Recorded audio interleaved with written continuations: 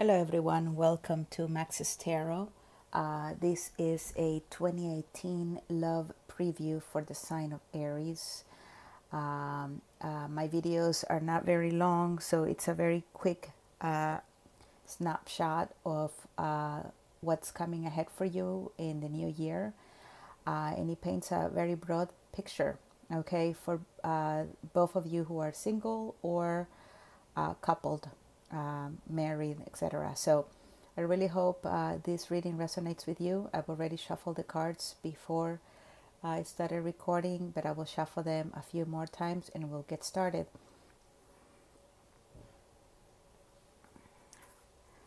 I'd like to thank all of you who have subscribed to my channel, who have liked the videos and also commented. I feel very welcome on YouTube, and I really hope to bring you your readings in, you know, moving forward, depending on the support that I, of course, receive, the reception that I receive. And so far, it's been great.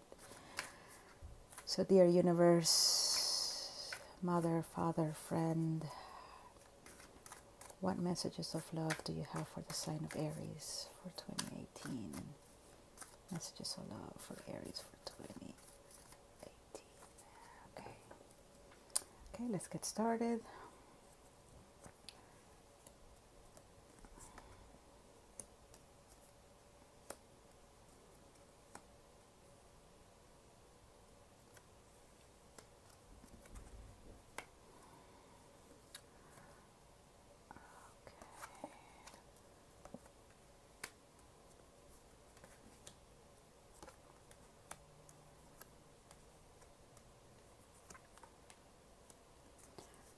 Okay, my dear Aries, is the first part of the reading will be for those of you in a relationship. For those of you who are single, please stick around. This will go pretty quickly. So I will do the first part of the year, mid part of the year, and then the end of the year. Okay, ending, from October to December, September to December, that sort of time frame.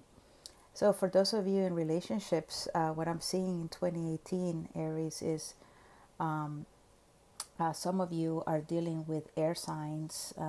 It could be a Gemini, Libra, or Aquarius, or you could be taking on that energy. And the King of Swords, is someone who doesn't put up with any crap. Okay, they just kind of say it the way it is. They're very cut through.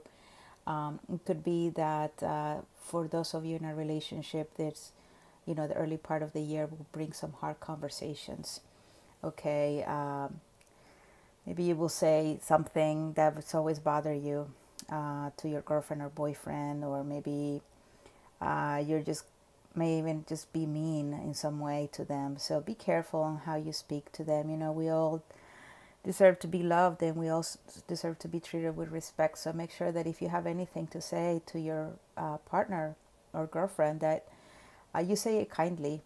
Okay, you attract more flies with honey than with vinegar, right? So be kind to them, and no matter how difficult the message may be that you have to deliver, that you don't make it even more difficult by how you say it. So for some of you, the beginning part of the year is going to bring a lot of anxiety.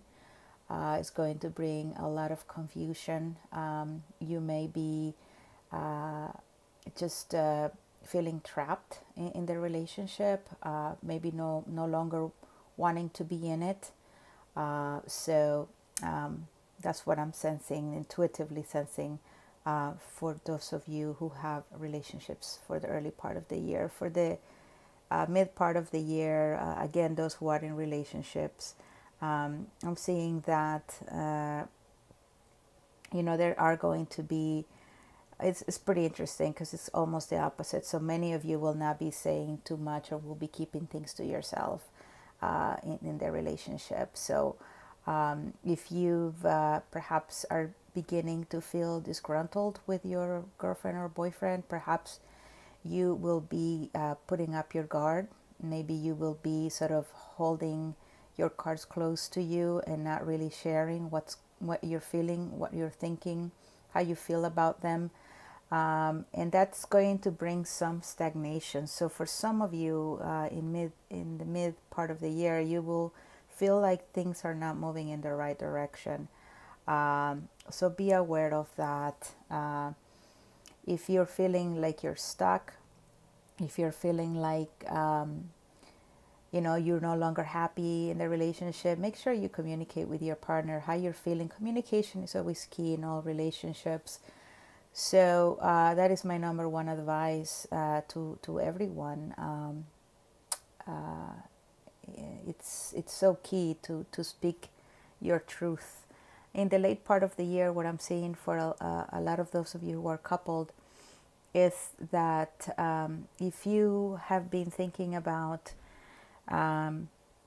maybe a third party, maybe you've had someone who's you may be interested aside from your partner or your girlfriend, and so you've felt that you've had to juggle those two people, then at the end of the year you will no longer be in that position. You would have made up your mind that your options will be greatly reduced to the one person that you feel you should be with by the end of the year. So that's pretty awesome. For those of you who are single, the first part of the year, you may be welcome with some anxiety and some depression, maybe some feelings of not being able to sleep, just really worried, right? So we have the Nine of Swords here, which is a pretty daunting kind of card when you look at it, right? You kind of don't have to read too much into it to know that it's not something that's very good. But it's the number 9, so after number 9 is number 10. 10 is completion, so it could be that you're almost at the end of feeling upset or worried at the fact that maybe you're just alone, and then just kind of fed up with it. Or it could be that your crush, you're kind of thinking, this is not going to happen with him or her, but you will soon find out if that's the case or not. For a lot of you, the Wheel of Fortune is bringing fortune, so it could be that at the beginning part of the year you may find yourself in a relationship with someone, and that's pretty good. It could also be that this will be a karmic relationship, right? So the person coming into your life, or you may be the person into the other person's life who is going to be teaching them something about life. Okay, sometimes it's kind of hard to understand or explain, but we all learn from each other in the good times and the bad times. So it could be that this is going to be that kind of relationship where you're going to be actively learning from each other. Okay. In the mid part of the year for the singles, I'm seeing some karma just coming back to you. So whatever you've done in the earlier part of the year is going to, consequences are going to be felt in the mid part of the year. And this may lead some of you to some,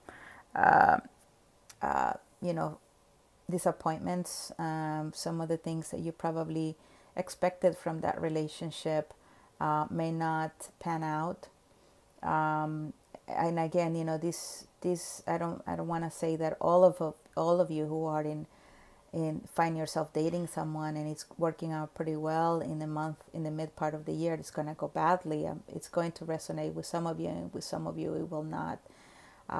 If it was me, if I was the universe, I would want to live love and joy to everyone in the world, right? But we know that life is not like that. People are very complicated, and there is a lot of pain and suffering in this world. So for the mid part of next year, my dear Aries, take care of yourself. Hang out with friends. If you like spirituality, try to focus on that. If you just, if a hobby is what you need to get your minds off things, then I would advise that you do that. Just take care of you. At the end of part of the years, for those of you who are single, uh, I can, this is pretty awesome. You're going to have what we call in tarot a tower moment, which means a very sudden transformation. Okay, something is going to come and just shake you up, or your crush or the person you're interested in, and soon enough you'll be finding yourself in a relationship. We have the Two of Cups here, so this is pretty awesome for you. Aries, could be that many of you may be getting married. You're single now, but hey, you know, a lot can happen in a year, and by year's end, you may be finding yourself saying "I do" to someone um, when you thought that, you know, it was never going to happen. As we're seeing here, the year is starting with a lot of anxiety and worry. And sleepless nights, and it's ending with a Two of Cups. So it's ending with a relationship manifesting in your life. So that's awesome for you, my dear Aries. And that is all I have for you. Thank you for watching. Please come back in January for your love, uh, for your January love reading. Please subscribe, like, and share, and have a great holiday season.